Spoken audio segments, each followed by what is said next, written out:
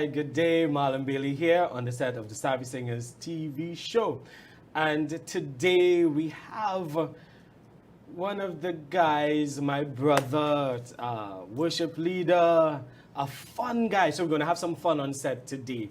All right. And we just want to dive into it. Our guest today, I want you to really make some noise, which part it is right now. Share. Get somebody on the inside. The man himself, Wendell Bompart. You know, they call him Bumpy or kind of thing on the inside. So how you doing? I am good enough. Yeah. I'm really happy to be here. Happy that you all have a very comfortable chairs. I'm very happy. I've been on some interviews and you have to be trying to fold up on that chair to have half of your cheek on one side and you're trying to fight up with the interview, but I'm actually comfortable, so I'm good. I'm feeling good. You see what I tell you? You don't start. I feel good. No, it's good. Nice, It's good, nice. Yeah. Excellent. So we know Wendell Bompart, radio personality, you know, husband, you know, the children, The son, like you know, children. You know, you know, yeah, the children. So Yeah. No, it's all right. No. Yeah. Some people call me daddy and uncle and thing, Yeah. but no, you're all not my children. Don't be fooled. All mutual funds are not the same. But he has this gift, all right, besides everything else that makes us laugh. Yeah. And it's not something that you learned, it's just who you are as an individual. Yeah, that's. I mean, I don't know. I always tell people this story. It's a true story. My dad is very still, right? My dad. I know he's probably watching. Love you, Dad. You know, he loves to give jokes. And growing up, he was like that. You know, Right. always a still joke. You know, with my family, we love humor in so many ways. Oh, okay. But I remember I was about 8 years old. This is a true story. I was 8 years old. I was reading a book called Mr. Galliano's Circus by Enid Blyton. You know, them days, every child had an Enid Blyton book. Every child. So I was reading this book called Mr. Galliano's Circus, and it was about a boy who his father was a handyman, had lost his job, and the circus came to town, and the father was working with them, you know. So he was around the circus and everything. And then at the end of the book, coming at the end of the book, they end up taking the dad and the whole family with them. And those days in the circus was a caravan, so it's, you know, horse, and they have the caravan, or they have cars, but cheap, you know, and the caravan attached to it. So they gave the family one. So the boy joined the circus, and he started trying to find his place in the circus. Right. So he went around asking, you know, this one, could I be an acrobat? Could I be a lion tamer? And he went up to the clown, and the clown had some funny answers, you know, and he remember saying, I want to be able to do that. And so I remember thinking, I want to be able to have funny answers for people when they ask me anything. And I actually started to pray about it, you know. And I forgot about it. I prayed about it. So it was like I went after that and was practicing. Yeah. And I only remember that when somebody asked me that some years ago, you know, how you always have a quick answer for everything. Yeah. And the Lord brought that back to my memory. Wow. So that's a true story. Wow. So it's literally God-given. Nice. And we are beneficiaries of that.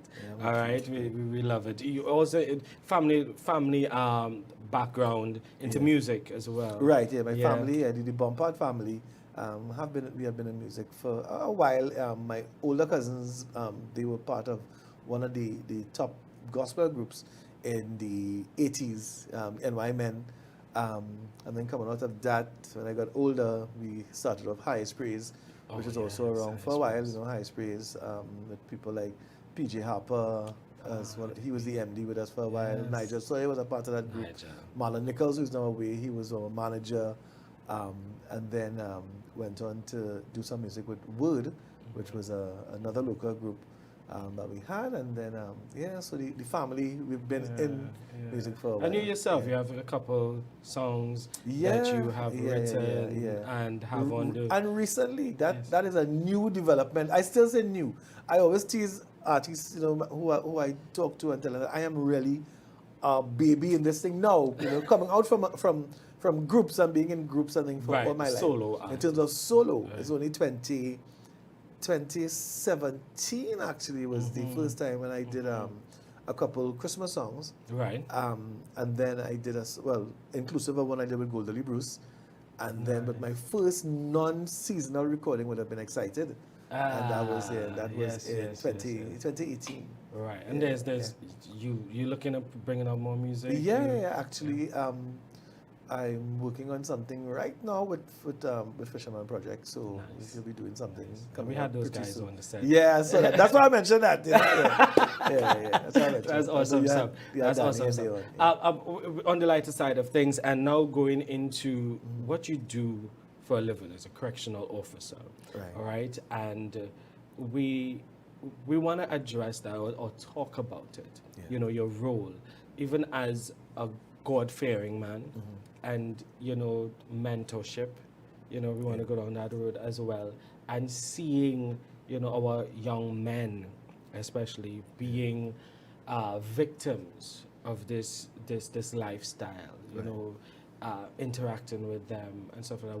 What are your thoughts? What's your heart? I'm a prison officer now for 22 years. I've been in prison service for 22 years, and I'm happy that you call it corrections.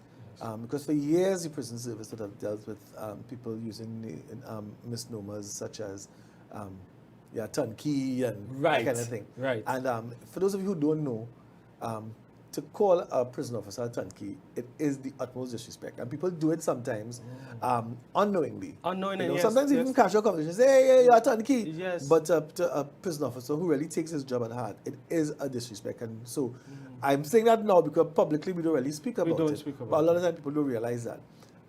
Because the tenets of a turnkey is one who is, you're big, you're brawlish, you turn a key basically, you lock it, and that is it.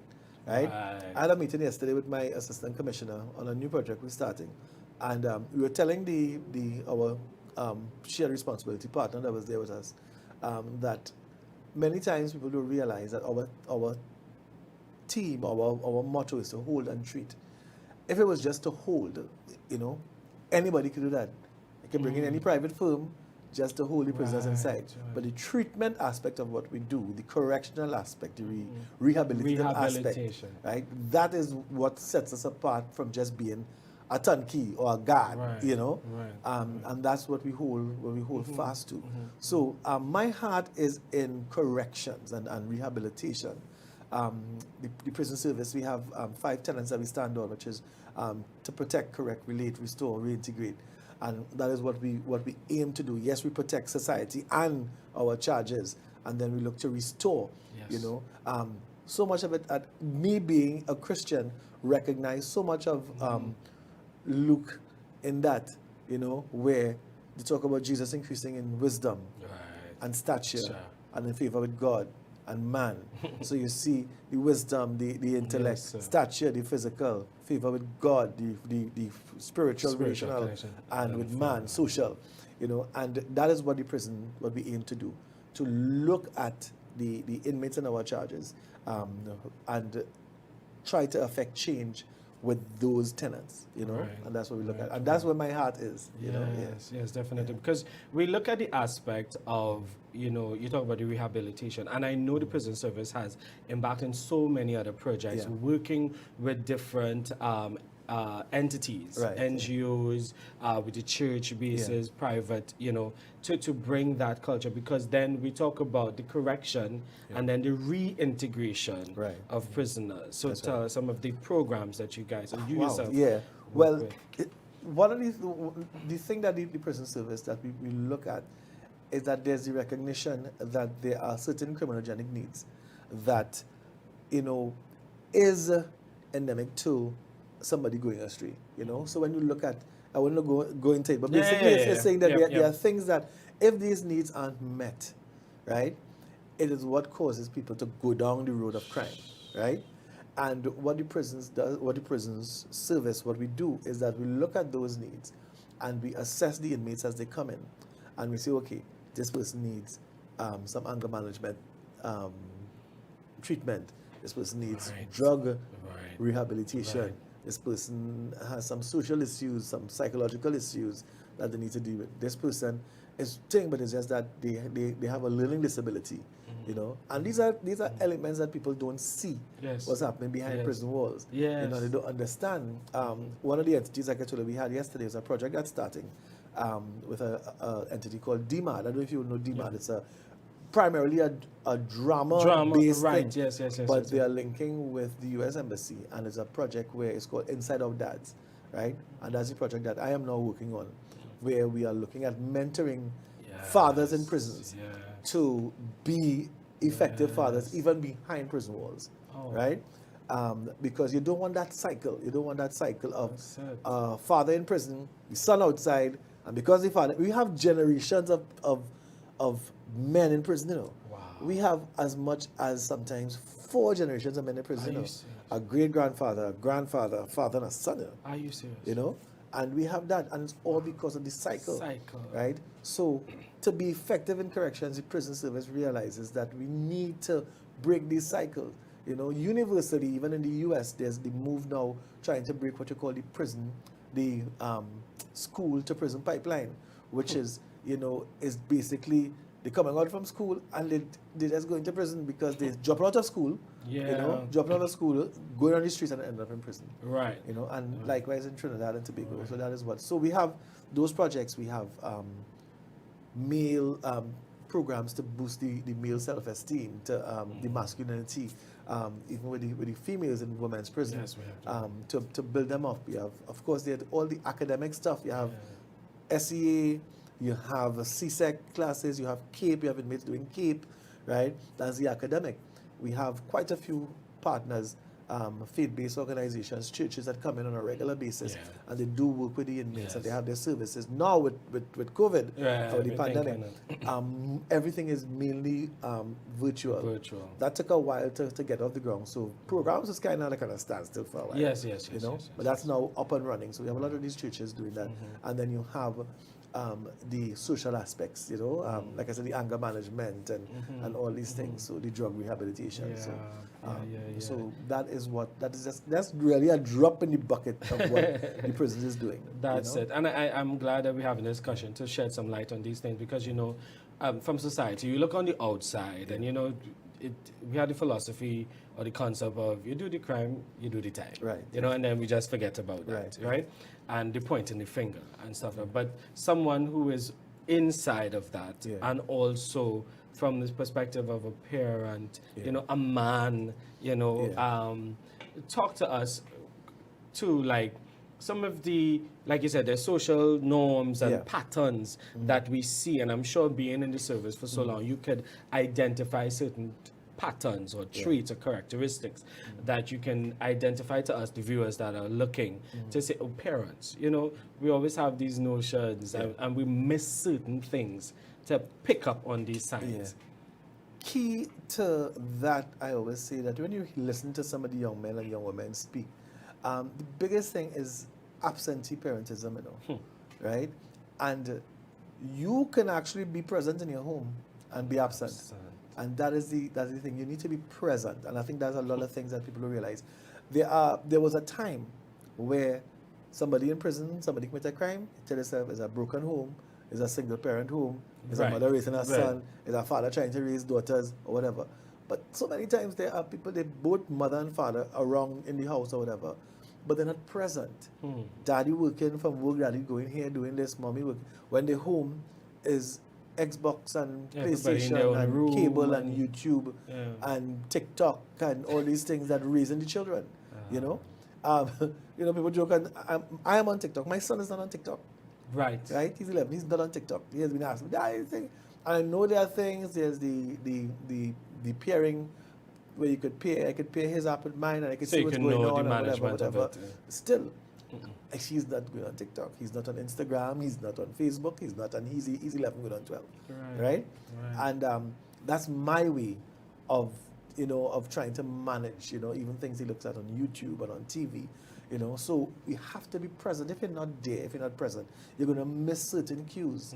You know, your child lock up in the room, as you said, right through, you know, and you say, he like to be by himself. What he by himself doing? Or is he by himself? Or is he by himself? He might be by himself physically, you know, but who's there with him on the other side of the screen? That's right. Who's there with him or her on the other side of the phone? That's right. You know, so a lot of times, so many things happen in those periods.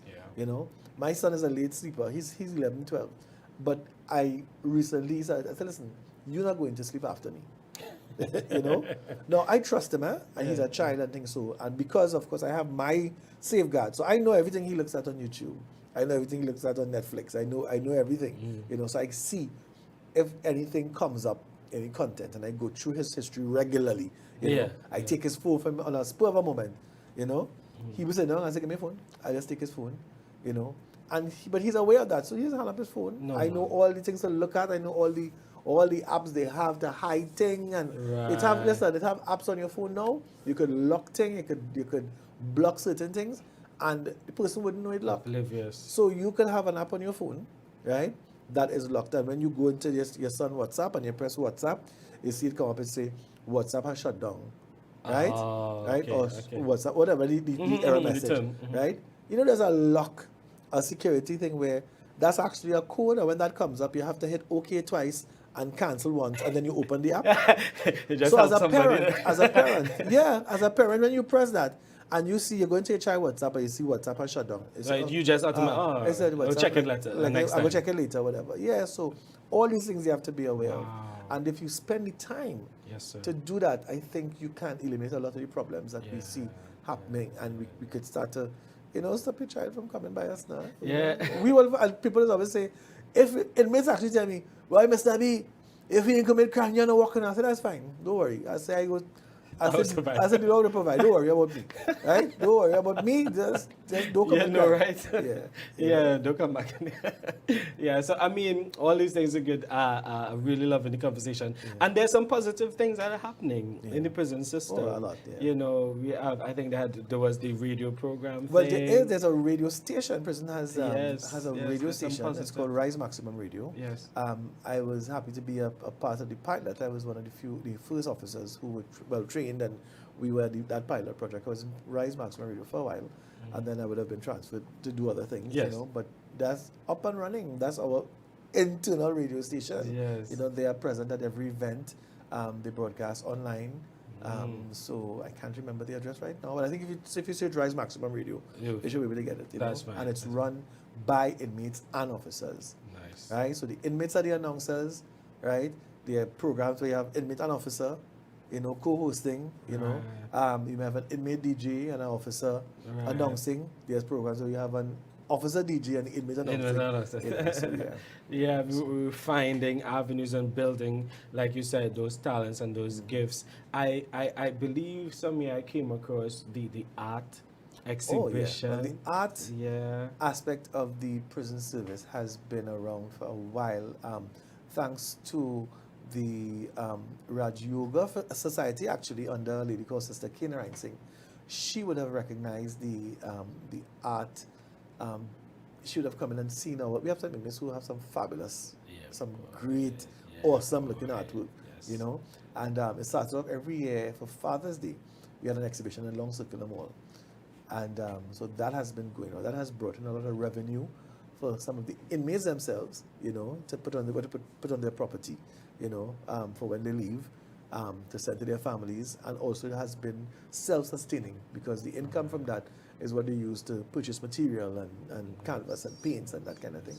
And that has been really, that artistic side of it has really done a lot for some of these inmates. You have seen some guys, no names calling, who would have come in with anger issues, and they discover that they have this ability to paint and to draw. And now all of their attention is focused there, and you see the change in their mentality and the change in their attitude, you know.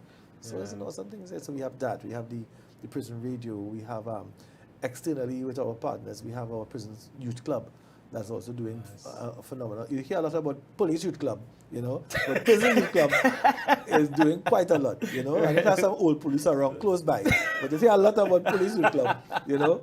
But prison youth club is doing fabulous things out there. Great we have work. a dynamic communications department that try their best to push out some of these things. So the public do, but let me do a preemptive question. I feel like that question coming, so I'll leave that. But go straight into it, because I want you to speak on that, and I also, so let's talk about the public, the perception of the public, and how we could assist or be a part of the transformational process of the inmates, how we view things, you know. There's a misconception that when people hear about this term that was bandied about a few years ago called restorative justice, Yes. there's a misconception that restorative justice is a prison thing. And it is not a prison thing, it's a societal thing, it's a community thing. For restorative justice to work, what it does, it's looking at that thrifold, the victim, the offender, Yes. and the community, Yes. right? And everybody has their part to play. So the victim, yes, has to make reconciliation to the offender to the victim. The victim, there's healing that has to take place, Yes. right? There's retribution to be to be given, that kind of thing. And then the community comes in now, right, and plays a part. We are very big on shared responsibility, and that's what we look at. So you look at people like We Have Holiness, which is Pastor Kelly and they. You look at Vision on Mission, Late Wayne Chance and his family and that entire team doing great things, and so many entities. The community, I think, we are not saying for you to be foolhardy and somebody come out of prison, let them come in your house and live in your house. We're not saying that. Of course not. But you have to be mindful that somebody has come out of prison and they may be looking for a job or looking for something. Right. You may have a company or business where you can safely hire someone, In the US, there's a whole move now called Ban the Box, where they are looking to actually ban that part of a form that asks if you have been formally incarcerated. Right. Because that keeps back a lot of people from getting employment. And that's part of all that is part of the restoration justice, and the restoration. Yeah. Because I think a lot of people have that you walk with that stigma. Yeah. Right? And I was about to ask you about that. How so how are we here in Trinidad and Tobago dealing with it has changed. I remember with that same art exhibition, when it wasn't the art exhibition, we had a program in 2003 or 4 called Behind Prison Walls. And that was actually an award-winning program we had, where we won the Prime Minister's Award for Innovation for that in 2003. Nice. And what we did is that we would go to communities, malls and that kind of thing, with inmates, with art and craft that we would have done, with some of the inmates that who we call mentors, and they would speak to the public and that kind of thing. I remember the first time we show up in Long Circle and Mall, Dread.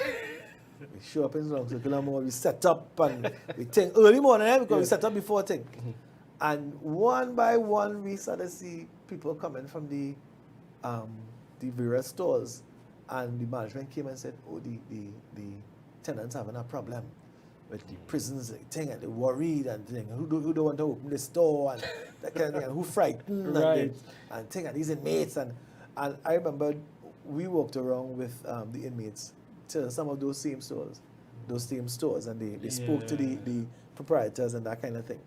But you know what happened after that day, after that morning, it was a total change around, right? Where some of those people started to tell people, oh, they're going to check out the prison boot, And I think that started to happen. And 2 of the inmates actually, they were asked by 2 separate people, like, when you coming out and whatever, and they were offered jobs, from some of those same people, So that is what they communicate. Have an open mind. 1, have an open mind. 2, the churches, right? Do not just be concerned with conversion. Yes, from a Christian perspective, we know we're all about getting people saved and coming to the Lord and everything. But be also concerned with the holistic man. That's it. So you have people, like I said, We Have Holiness. Jesus is the answer. I know you guys come in and do a lot of work. And so many churches. But there are entities that come in and all they concern about is that when they finish, they have 24 people baptized. On a form. 18 people baptized numbers, today. So the numbers. But how much of those people you're really concerned with how they're going? Are they converted? lifestyle? Are they really converted, and what are you doing for them in terms of even if you're coming out? And there are people, I have known people who have been saved and converted and come out of prison and rewrite church and people turn them back in. Jesus. And after 2-3 Sundays, the pastor come and tell them, well, people are uncomfortable. You understand? So we have to be careful of that. So that is what the community. I think an open mind, I think, is what is really going to be helpful. And I think that is going to assist in so many things. Quickly, our time is going. Wow, that's good. I want us to take it to the mind of the officer as well, the mental space of the officer. Leaving their home, their family to come into this environment. How do you cope? How do you? Listener, prison officers are the unsung heroes. I say that without apology, right? Yes, sir. Um, I love my police family. I love my fire, army, everything, right? Yeah. But to go, when a police officer does his job and whatever, he works, he captures whatever is sent him. Some of the same conditions that the inmates, the incarcerated persons, live in, officers live in as well, and people don't understand that, right? This remand prison is a melting pot of personalities and gangs and Right. so many things. And you, yes, you said you're leaving your home, your family, to go into that, and then you expect it to be a certain way. Yeah. You expect it to operate a certain way, and then come back and go home. Yeah. And so a lot of times, officers, people hear, you hear officer traffic, you hear officer do this and do whatever. You paint all officers with a brush. They are the 95% of the officers in prison service, and I would say more than that, do what they have to do and go above board and even above their pay grade to make things happen.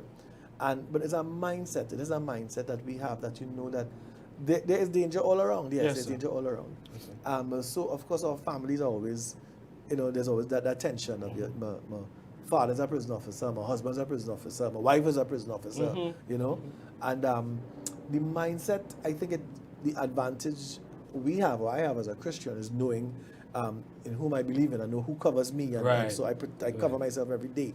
Yes. I protect myself. I carry out myself a certain way when I go into the prison walls. But the same I carry myself outside, same way inside. So people see me outside and say, "You are a prison officer?" They're surprised. Exactly. No, I don't be walking around the prison joking and clonging and carrying on whatever the case. Time and place. Right, time and place. But when I'm in programs, which is where I work with the programs and industry, the inmate staff that I have that work with me, because I have inmate staff who teach and that kind of thing, they will come, we will talk, we will think, we if needs be, we have a cook, whatever, like on a Friday, and then they eat, and the inmates who come to class, they get something to eat other than what they have inside, But it's that relational thing and that conversational thing, and you get to find out so many things when that happens, But it is a mindset, and you have to be prepared to operate in those worlds. You cannot carry your prisons home. That's it. And you can't carry your home in prisons. That's it. And I think that's why we say we're the unsung hero, because 98% of officers, I think, do that. Not carry prisons home and not carry home in prisons. Right. And I always say that they need to be applauded for that. Yes. Thank you so much, Wendell, for stopping by, bringing us these. No problem. Time red flash, Boy, you're done already. And so you heard that, the unsung heroes, and he's bringing his perspective. There's so much positive happening, guys. Let's continue to hold them up in prayer. Let's continue to appreciate them. You may have prison officers in your family, all right? Continue to hold them up, encourage them in the good work that they're doing. And we continue to lift the entire organization before the Lord. Thank you so much for being here with us. Thank you guys, and great job. Keep up the great job you guys are doing. Excellent stuff. Thank you so much. Man. And again, thank you again for bringing us into your home. I'm Marlon Bailey, your host of the Savvy Singers TV show. And again, next week, Sunday, 4 p.m., we'll be right here. Want to see you there.